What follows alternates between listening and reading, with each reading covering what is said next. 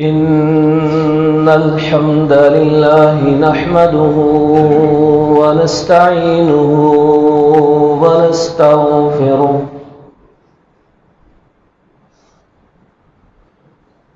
ونعوذ بالله من شرور أنفسنا ومن سيئات أعمالنا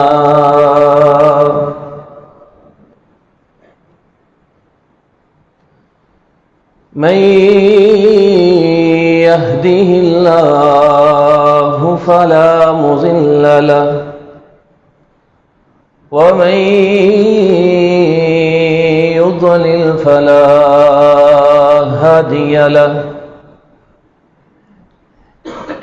وأشهد أن لا إله إلا الله وحده لا شريك له وأشهد أن محمدًا عبده ورسوله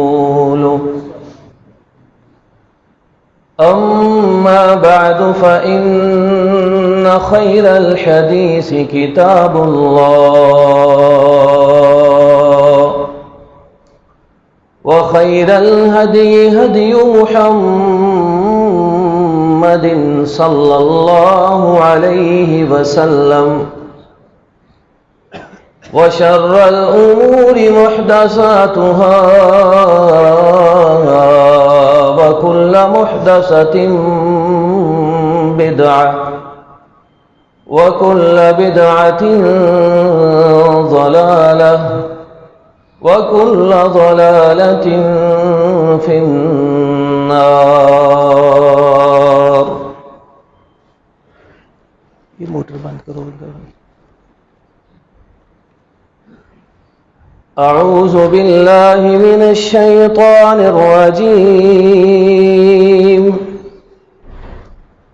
والذين يكنزون الذهب والفضة ولا ينفقونها في سبيل الله فبشرهم بعذاب أليم يوم يحمى عليها في نار جهنم فتكوى بها جباههم وجنوبهم وظهورهم هذا ما كنزتم لأنفسكم فذوقوا ما كنتم تكنزون.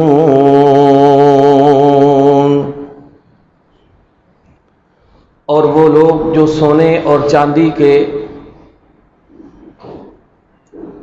خزانوں کو جمع کر کر کے رکھتے ہیں اور اس کی وہ زکوٰۃ اللہ کے راستے میں نہیں دیتے ہیں تو ان کو خوشخبری سنا دیں کہ ان کو بڑا ہی دردناک عذاب ملنے والا ہے. جس دن وہ خزانے جہنم کی آگ میں تپا کر گرم کیے جائیں گے پھر ان کے ساتھ داغا جائے گا ایسے لوگوں کی پیشانیوں کو، ایسے لوگوں کی کمروں کو اور ایسے لوگوں کے پہلوؤں کو. کہا جائے گا یہ ہے وہ خزانہ جو تم اپنے لیے جمع کر کر کے رکھا کرتے تھے، اب اس کا عذاب چکھو جو تم اپنے پاس جمع کیا کرتے تھے. محترم بھائیو، یہ بات ہم میں سے ہر مسلمان جانتا ہے کہ اسلام کے 5 ارکان ہیں. پہلا رکن اللہ کی وحدانیت اور پیارے پیغمبر جناب محمد مصطفیٰ صلی اللہ علیہ وسلم کی رسالت پر ایمان اور اس کی گواہی ہے. دوسرا رکن نماز پڑھنا اور ساری زندگی 5 نمازیں ادا کرنا ہے. اور تیسرا رکن ہے زکوٰۃ دینا، اللہ کے راستے میں اپنے مال کا ایک حصہ سال کے بعد خرچ کرنا. قرآن مجید کے اندر جہاں بھی عام طور پر نماز کا حکم آیا ہے، اس کے ساتھ ہی زکوٰۃ کا بھی حکم دیا گیا ہے۔ زکوٰۃ کی اہمیت اور اس کی فرضیت یہ ایسی چیز ہے کہ اللہ رب العالمین نے قرآن مجید کے اندر جن مومنوں کو کامیاب قرار دیا ہے کہ وہ کامیاب ہو کر ہمارے پاس آئیں گے تو ہم ان کو جنت کا وارث اور مالک بنائیں گے، ایسے مومنوں کا ایک عمل اور صفت اللہ نے یہ بتائی ہے، والذین هم للزکاۃ فاعلون، کہ وہ زکوٰۃ کو ادا کرنے والے ہوتے ہیں۔ زکوٰۃ کی اہمیت آپ اس بات سے اچھی طرح سے سمجھ سکتے ہیں کہ اگر کوئی شخص زکوٰۃ کا انکار کرتا ہے وہ دائرہ اسلام سے خارج ہو جاتا ہے۔ حضرت ابو بکر صدیق رضی اللہ تعالی عنہ کے دور خلافت میں کچھ لوگوں نے کہا کہ ہم باقی اسلام مانیں گے لیکن زکوٰۃ نہیں دیں گے، تو حضرت ابو بکر صدیق نے فرمایا تھا کہ جو شخص نماز کا اقرار کرے اور زکوٰۃ کا انکار کرے میں اس کے خلاف جہاد کروں گا، قتال کروں گا، اور جہاد اور قتال یہ کافروں کے خلاف کیا جاتا ہے۔ اسی طرح اگر کوئی شخص زکوٰۃ دیتا نہیں ہے، زندگی ایسے ہی گزر رہی ہے، زکوٰۃ ادا نہیں کرتا ہے، اس کا انجام کیا ہے؟ رسول اللہ صلی اللہ علیہ وسلم ارشاد فرماتے ہیں کہ جب قیامت کا دن ہوگا، حشر کا میدان لگا ہوگا، وہاں ایک ایسا شخص آئے گا کہ جس کے پاس دنیا میں مال اور دولت موجود تھا، سونا بھی تھا، چاندی بھی تھا، جیسے ڈالر بھی ہیں، روپے بھی ہیں، ہر قسم کی کرنسی اس کے پاس موجود ہے، لیکن دنیا میں وہ ان کی زکوٰۃ نہیں دیتا تھا۔ رسول اللہ صلی اللہ علیہ وسلم ارشاد فرماتے ہیں کہ قیامت کے دن یہ سونا جہنم کے اندر پھر گرم کیا جائے گا جو اس کی دنیا میں ملکیت ہوا کرتا تھا، اس کی پلیٹیں بنا کر ان کو تپایا جائے گا، پھر اس جہنم کی آگ میں یہ جو پلیٹیں بنی ہوں گی گرم کی جائیں گی، سارے لوگوں کے سامنے اس کی پیشانی کے ساتھ ان کو لگایا جائے گا، وہاں داغا جائے گا۔ یہ مال جسے تم دنیا میں اپنی بڑی عزت اور فخر کی علامت سمجھا کرتے تھے، آج ساری انسانیت کے سامنے یہی تمہاری ذلت اور رسوائی کا سبب بن رہا ہے۔ پھر اسی تختی کو اس کے سائڈوں اور پہلوؤں پر داغا جائے گا، پھر اسی تختی کو اس کی کمر پر داغا جائے گا۔ یہ وہ مال تھا جس کے ساتھ تم عیش و عشرت کیا کرتے تھے، اس جسم کی لذت اور عیاشی کا ذریعہ بنایا کرتے تھے، آج یہی مال تمہارے اسی جسم کے لیے عذاب علیم کا سبب بن رہا ہے۔ حدیث کے الفاظ ہیں کلما بردت اعیدت فی نار جہنم، داغ داغ کر جیسے ہی یہ تختیاں ٹھنڈی ہو جائیں گی ان کو دوبارہ جہنم کی آگ میں گرم کیا جائے گا، پھر اس کی سزا اس کو دی جائے گی جیسے پہلے دی گئی ہے۔ فرمایا فی یوم کان مقدارہ 50,000 سنہ، یہ عمل کب تک ہوتا رہے گا؟ حشر کا دن 50,000 سال کا دن ہے، یہ دن ختم نہیں ہوگا اور اس کو یہ عذاب حشر کے میدان میں دیا جاتا رہے گا۔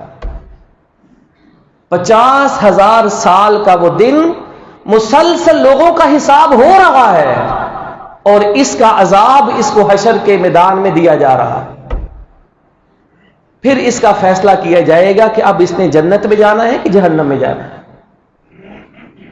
ایسے ہی ایک اور حدیث ہے، رسول اللہ صلی اللہ علیہ وسلم ارشاد فرماتے ہیں من آتاہ اللہ مالا فلم یؤدی زکاتہ. میرے بھائیوں یہ باتیں بڑے دھیان سے سنو. یہ ہمارا دین ہے جس کی وجہ سے ہم خود کو مسلمان کہتے ہیں. یہ ہمارا وہ اسلام ہے جس کی وجہ سے ہم پیغمبر رسول سے محبت کے دعوے کرتے ہیں. یہ ہمارا وہ مذہب ہے جو قرآن، اسلام اور سنت کی شکل میں ہمارے پاس ہے اور ہم اس کو ماننے کا اقرار کرتے ہیں.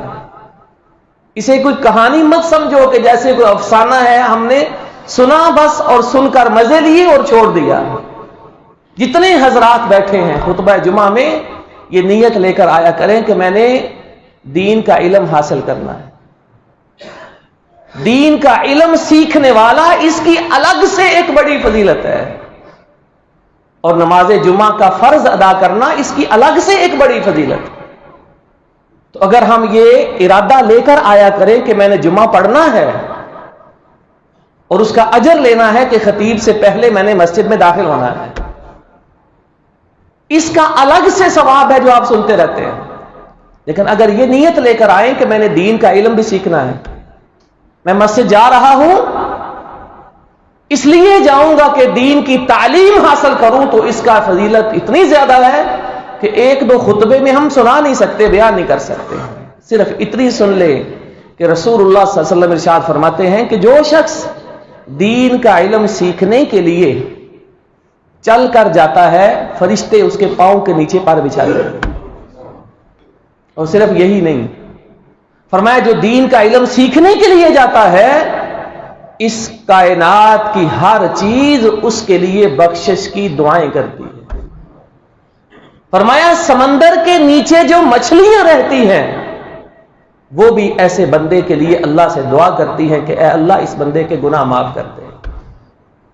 یہ خطبہ جمعہ میں یہ ارادہ لے کر آئے ہو، ثواب تو اتنا ملے گا، پھر آپ کو کچھ سمجھ بھی آئے گی، آپ کچھ سیکھیں گے بھی اور عمل کے لیے سوچیں گے بھی.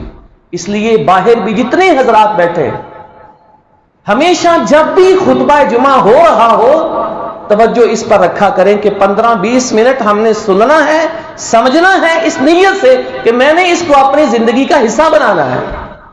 کتنے نادان ہیں ایسے لوگ، خطبہ جمعہ ہو رہا ہوتا ہے آپس میں گفتگو کر رہے ہوتے ہیں. آپ کو علم ہے اس بات کا کہ خطبہ جمعہ کے دوران ایک لفظ کسی سے بولا جائے، ایک لفظ، تو جمعے کا سارا ثواب ضائع ہو جاتا ہے. یہ اللہ کے رسول علیہ السلام کا فرمان ہے. تو نبی علیہ السلام فرماتے ہیں کہ جس شخص کو اللہ نے مال دیا دنیا کے اندر اور اس کی زکوٰۃ وہ نہیں دیتا، اب یہ بات بڑے غور سے، بڑی عبرت اور سبق آموز ہے. فرمایا مسل لہ یوم القیامت شجاعا اقرع لہ زبیبتان. جتنا مال تھا اس کے پاس دنیا میں، جتنا زیادہ مال تھا اتنے حجم کے مطابق اس مال کو قیامت کے دن حشر کے میدان میں ایک سانپ کی شکل دی جائے گی. جتنا بیلنس زیادہ ہے سانپ اتنا ہی بڑا ہوگا، اور سانپ گنجا ہوگا، اس کی 2 آنکھیں ہوں گی. یطوق، وہ سانپ اللہ اس بندے کی گردن میں لپیٹ دیں گے. جب وہ سانپ گردن میں لپٹ جائے گا، حدیث کے الفاظ آتے ہیں یأخذ بلحظمتئی، وہ سانپ بندے کے دونوں ہونٹوں کے دائیں بائیں جو وراچھے ہیں ان کو پکڑ لے گا، باچھوں کو پکڑے گا، زور سے کھینچے گا. اس منہ سے مال کھاتے تھے نا، اسی کو لذت دیتے تھے. جب باچھوں کو زور سے کھینچے گا ساتھ ایک جملہ بولے گا انا مالک انا کنزک، میں وہ تیری دولت ہوں، میں وہ تیرا خزانہ ہوں، لو پکڑو مجھے، آج دیکھو تمہارے ساتھ کیا ہو رہا ہے. دیکھو جس شے کے ساتھ بندہ اللہ کی نافرمانی کرتا ہے نا، قیامت کے دن اسی شے کو اللہ عذاب کی شکل دے دے گا. جیسا جرم ہوگا ویسی ہی اس کی سزا بنا دی جائے گی۔ اب ہم میں سے کتنے لوگ ہیں جو سال کے بعد اپنی زکوٰۃ کا حساب کرتے ہیں؟ اب اسلام میں آپ نے سنا زکوٰۃ کی یہ حیثیت ہے، ایک مسلمان کی زندگی میں زکوٰۃ کی یہ اہمیت ہے۔ زکوٰۃ 2 شرطوں کے ساتھ انسان پر فرض ہوتی ہے۔ نمبر 1، اس کے پاس مال اتنا موجود ہو جس پر زکوٰۃ فرض ہوتی ہے۔ نمبر 2، 1 سال اس پر گزر جائے۔ مال کی تفصیل ہم بتاتے ہیں۔ اتنا سوچئے کہ ہم میں سے کون ہے جو بڑی سنجیدگی کے ساتھ، بڑی ذمہ داری کے ساتھ 1 سال کے بعد یہ حساب کرتا ہے میرے پاس پیسے کتنے ہیں، میرے پاس سونا کتنا ہے، میرے پاس پراپرٹی کتنی ہے، میرے پاس خرید و فروخت کرنے والا سامان کتنا ہے؟ اگر کوئی کاروبار کرتا ہے کون گنتا ہے، جمع تفریق کرتا ہے، کون 2.5% نکالتا ہے اور سوچتا ہے کہ یہ زکوٰۃ ہے، یہ اب میں نے لازماً دینی ہے۔ کتنے لوگ ہوں گے ہمارے معاشرے میں؟ ہم دنیا کا حساب کتنا جوڑ توڑ کر کے کرتے ہیں، آڈٹ کرتے ہیں، کرواتے ہیں، سال بعد پورے بزنس کا جائزہ لیتے ہیں، اتنا کمایا ہے، اتنا کھویا ہے، اور اگلے سال کی پلاننگ یہ ہے میں نے اتنا بڑا اپنا ہدف حاصل کرنا ہے، پرافٹ میرا اتنا ہونا چاہیے۔ لیکن زکوٰۃ کے لیے ہم کیا کرتے ہیں؟ اور اگر ہمیں پتہ چل جائے کہ زکوٰۃ کا فائدہ کیا ہے، زکوٰۃ کا لفظی معنی ہوتا ہے نمبر 1 پاک کرنا، اور دوسرا معنی ہے اضافہ کرنا۔ اب یہ بات بھی سمجھیے اور دیکھیے کہ زکوٰۃ اللہ نے ہمارے فائدے کے لیے رکھی۔ پہلا معنی زکوٰۃ یہ انسان کو پاک کرتی ہے۔ قرآن میں حکم ہے خذ من اموالہم صدقۃ تطہرہم بہا وتزکیہم، ان سے زکوٰۃ لو اے پیغمبر، یہ ہمارا آپ کو حکم ہے۔ اس زکوٰۃ کے ذریعے کیا کرنا ہے؟ ان لوگوں کو اندر باہر سے پاک صاف کرنا ہے۔ ہمیں نہیں پتا ہے، لیکن اللہ کہتے ہیں زکوٰۃ کے پیسے دو گے تم اندر باہر سے بالکل پاک ہو جاؤ گے۔ کیسے پاک ہوگے؟ یہ جو ہم مال کماتے ہیں، دولت کماتے ہیں، یہ اپنے ساتھ بڑی مصیبتیں اور آفتیں لے کر آتا ہے۔ جتنی زکوٰۃ ہم نکال دیتے ہیں اس مال کی مصیبتوں سے، آفتوں سے، تکلیفوں سے، پریشانیوں سے، بیماریوں سے خود کو بچا لیتے ہیں۔ ایک حدیث میں زکوٰۃ کو میل کچیل کہا گیا ہے۔ اگر بندہ زکوٰۃ نکال دیتا ہے تو اپنے مال سے میل کچیل وہ صاف کر دیتا ہے۔ اب ذرا تصور کیجئے کہ جو شخص زکوٰۃ نہیں دیتا، اپنا مال کھاتا رہتا ہے، وہ میل کچیل بھی ساتھ ہی کھاتا رہتا ہے۔ جسم پر کوئی گندگی لگے کتنی جلدی ہم صاف کرتے ہیں، لیکن جس مال کو کھاتے ہیں اس سے ہمارا خون بنتا ہے، ہمارا جسم بنتا ہے، وہ گندگی ساری کی ساری خون میں، ساری کی ساری جسم میں ہمارے اندر جاتی رہتی ہے، وہ ساری بیماریاں بھی لاتی ہے اور روح کو بھی ناپاک اور گندا بنا دیتی ہے۔ اور دوسرا معنی ہے اضافہ کرنا۔ زکوٰۃ کا معنی ہے اضافہ کرنا، یہ قرآن کی بات ہے۔ فرمایا وَمَا آتَيْتُم مِّن زَكَاةٍ تُرِيدُونَ وَجْهَ اللَّهِ فَأُولَٰئِكَ هُمُ الْمُضْعِفُونَ، جتنے لوگ یہ زکوٰۃ دیتے ہیں یہ اپنے مال میں اضافہ کرتے ہیں۔ یہ قرآن کی آیت ہے۔ دیکھیے حیران کن بات ہے کہ آپ 1,00,000 سے 2,500 روپیہ زکوٰۃ دے دیتے ہیں، بندہ کہتا ہے میرے پیسے کم ہو گئے۔ اللہ کیا کہتے ہیں کہ اس کے پیسے میں اضافہ ہو گیا ہے۔ کیسے اضافہ ہوا ہے؟ قرآن نے اس کو بھی ایک مثال سے سمجھایا ہے۔ فرمایا تمہاری دنیا سے ہم تم کو بتاتے ہیں، تم اپنی آنکھوں سے وہ اضافہ دیکھتے ہو کہ زمین میں جب تم فصل کاشت کرتے ہو، گندم کا ایک دانہ بیج زمین میں پھینکتے ہو، اس دانے سے جو پودا پیدا ہوتا ہے، ایک سٹے میں 7 بالیاں ہوتی ہیں۔ ایک گندم کے پودے میں 7 سٹے اور بالیاں ہوتی ہیں۔ ایک ایک سٹے میں 100 دانہ ہوتا ہے. ایک دانے سے کتنے دانے پیدا ہوئے؟ 700 دانہ. اور اللہ کیا کہتے ہیں؟ پہلے آپ ایک مثال سمجھیے کہ کوئی بندہ آپ سے یہ کہے آج تم اس بندے کو 100 روپیہ دے دو، کل میں تمہیں 700 روپیہ دوں گا. میں دوں گا کہ نہیں دوں گا؟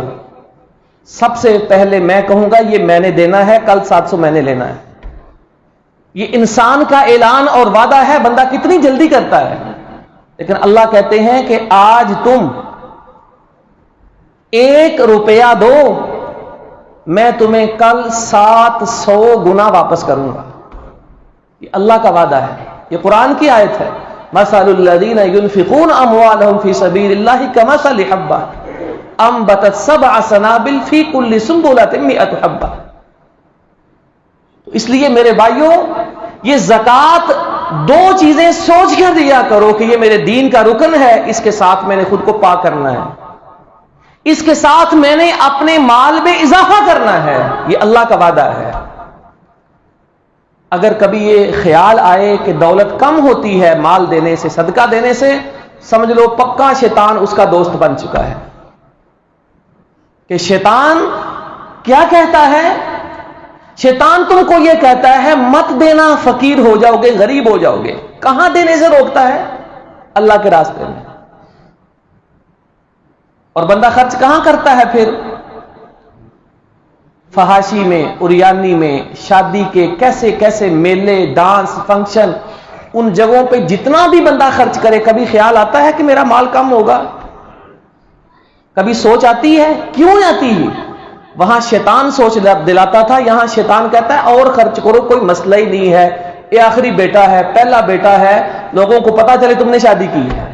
یعنی گناہ کی جگہ وہ تم کو دلیر کرتا ہے اور اللہ کے راستے میں خرچ کرنے سے روکتا ہے. مت دینا، غریب ہو جاؤ گے، بچوں کے فیوچر کا سوال ہے، ان کے لیے جوڑ کر رکھو. تو یہ زکوٰۃ اگر کوئی شخص نہیں دیتا، آپ نے سنا کہ اس کا حال اور اس کا انجام کیا ہوگا. وقت نہیں ہے، صرف 2-3 باتیں تھیں جو بڑی اہم اور ضروری ہیں، اس لیے آپ حضرات 5-7 منٹ وہ سنیے گا. زکوٰۃ کے حوالے سے سب سے پہلی بات یہ ہے کہ زکوٰۃ کن چیزوں میں دی جاتی ہے اور دینا لازمی ہے. ابھی آپ نے سنا کہ زکوٰۃ سونے میں دیتے ہیں اگر سونا 85 گرام یا اس سے زیادہ ہو. اسی طرح زکوٰۃ چاندی میں دیتے ہیں اگر چاندی 595 گرام یا اس سے زیادہ ہو. نمبر 2، زرعی پیداوار ہے، اگر کوئی کسان ہے 653 کلو اگر اس کی فصل ہو یا اس سے زیادہ ہو تو اس پر عشر دیتے ہیں، جس کو زکوٰۃ بھی کہتے ہیں. تو ابھی صرف 2 چیزیں ہمارے سامنے ہیں، ایک کہ سونا چاندی اور کرنسی نقدی جو ہمارے پاس موجود ہے. تو اس کا میں نے بتایا کہ آپ نے خود اپنے کاروبار کے حساب سے متعین کرنا ہے کہ میں نے ہر سال اس مہینے زکوٰۃ دینی ہے. رمضان میں زکوٰۃ دینا فرض نہیں ہوتا ہے، سال کے بعد زکوٰۃ دینا فرض ہوتا ہے. جب دولت آئی، مال آیا، اس کے بعد سال جب بھی پورا ہو گیا. لیکن اگر آپ یوں کہیں کہ میں نے رمضان میں زکوٰۃ دینی ہے، ہر سال میں نے یہی مہینہ رکھنا ہے، تو کوئی حرج نہیں. رمضان میں کیا کرنا ہے؟ سب سے پہلے یہ دیکھیے آپ کے پاس نقد رقم کتنی جمع ہے، کتنی پڑی ہوئی ہے، اس کو لکھ لے. دوسرے نمبر پر یہ دیکھیں کہ سونا اگر آپ کے پاس ہے تو کتنا ہے. سونا زیور کی شکل میں ہو، ڈلی کی شکل میں ہو، دونوں پر زکوٰۃ ہے. جتنا سونا موجود ہے اس کو لکھ لیں اور اس کی مالیت کتنی بنتی ہے وہ بھی نوٹ کر لیں.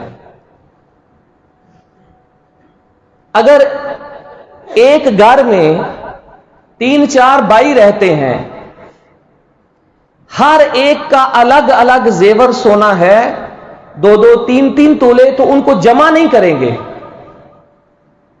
2-4 الگ الگ فیملیاں ہوں، ان کو جمع نہیں کرتے ہیں. یہ ایک انسان کی ملکیت ہے، ہم اس کی بات کر رہے ہیں. تیسرے نمبر پر یہ دیکھیں میں نے کوئی جگہ تو نہیں خریدی ہے بیچنے کے لیے. اگر بیچنے کے لیے میں نے کوئی جگہ رکھی ہوئی ہے، اس کی جو موجودہ قیمت ہے وہ دیکھیں اور اس کو بھی نوٹ کر لیں۔ جگہ تین طرح کی ہوتی ہے، مکان ذاتی ہے، اس پر زکوٰۃ نہیں ہوتی ہے، کرائے پر دی ہے، اس پر بھی زکوٰۃ نہیں ہوتی ہے، صرف کرائے پر زکوٰۃ ہوتی ہے۔ صرف اس جگہ پر زکوٰۃ ہے جو آپ نے بیچنے کے لیے رکھی ہوئی ہے، اس کی قیمت لکھ لیں۔ چوتھے نمبر پر یہ دیکھیں، اگر کوئی بندہ خرید و فروخت کرتا ہے کسی سامان کی، کوئی گودام میں جتنا مال پڑا ہوا ہے وہ سارا لکھ لیں کہ موجودہ اس کی قیمت کتنی ہے، وہ ساری رقم چوتھے نمبر پر نوٹ کر لیں۔ اس میں سے جتنے پیسے لوگوں سے لینے ہیں وہ بھی نوٹ کر لیں، اگر ان کے ملنے کی امید ہے کہ یہ مجھے قرض واپس آئے گا۔ جو قرض ڈوبا ہوا ہے، ملنے کی امید نہیں نظر آتی، اس کو نہیں لکھنا۔ اس کاروبار میں سے پھر جتنا لوگوں کا آپ نے دینا ہے وہ مائنس کر دیں۔ اب یہ چار چیزیں آپ نے لکھی ہیں، نقد بھی، سونا بھی، جگہ بھی، فروخت والا سامان بھی۔ کسی کے پاس چاروں ہو تو چاروں لکھے، کسی کے پاس ایک دو ہو تو ٹوٹل کرے۔ پھر جتنی رقم آپ نے جمع کی ہے یہ ساری رقم 40 پر تقسیم کر دیں، جتنا نکلے گا 2.5% یہ زکوٰۃ بنتی ہے۔ تو یہ ایسے ہی دینا فرض ہے جیسے آپ پر نماز فرض ہے۔ قرض، اس کی میں نے شکلیں آپ کو بتائی ہیں کہ جو لوگوں سے لینا ہے اس کی زکوٰۃ آپ نے دینی ہے، جو لوگوں کا دینا ہے وہ منفی کر دیں، اس کی زکوٰۃ آپ نے نہیں دینی ہے۔ ایک قرض اور طرح کا ہوتا ہے کہ بندہ کاروبار کر رہا ہے، فیکٹری چل رہی ہے، اس نے کسی کا 2-3 کروڑ دینا ہے، وہ نہ جلدی مانگ رہا ہے نہ اب آپ اس کو دے رہے ہیں، آپ کا کاروبار ویسے ہی چلا جا رہا ہے، آپ نے سوچا ہوا ہے یہ میں نے کسی وقت دینا ہے، اور مانگنے والا بھی کہتا ہے ٹھیک ہے دے دو، یہ قرض مائنس نہیں کریں گے۔ آپ کا ہر کام اس قرض کے ہوتے ہوئے چل رہا ہے، شادیاں بھی ہو رہی ہیں، حج عمرے بھی ہو رہے ہیں، باقی اس کام جیسے ہو رہے ہیں، قرض اس جو بڑا اس کے ہوتے ہوئے زکوٰۃ بھی دے دیں گے۔ یہ قرض زکوٰۃ سے رکاوٹ اور ممانعت کرنے والا نہیں ہے۔ کئی لوگ ایسے قرض کو بہانہ بنا لیتے، میں جی بڑا مقروض ہوں، میں زکوٰۃ کیوں دوں، حالانکہ بڑا مقروض باقی سارے کام کرے جا رہا ہے۔ تو یہ چھوٹی چھوٹی اہم چیزیں تھیں۔ مجھے پتا ہے بہت سارے مسائل ابھی زکوٰۃ کے باقی ہیں، وقت نہیں رہا ہم ان کو بیان کر سکے۔ جس نے کوئی بات پوچھنی ہو وہ بعد میں پوچھ سکتا ہے۔ زکوٰۃ دینے کے حوالے سے قرآن مجید کی سورہ توبہ آیت نمبر 60 اس میں لکھا ہوا ہے کہ زکوٰۃ صرف 8 جگہوں پر دیتے ہیں۔ اب ان کی تفصیل کا بھی وقت نہیں ہے، وہ آپ پڑھ سکتے ہیں، کوئی بات سمجھ میں نہ آئے تو بعد میں پوچھ سکتے ہیں۔ اللہ رب العالمین ہم سب کو سمجھنے کی اور عمل کرنے کی توفیق عطا فرمائے۔ وآخر دعوانا ان الحمد للہ رب العالمین۔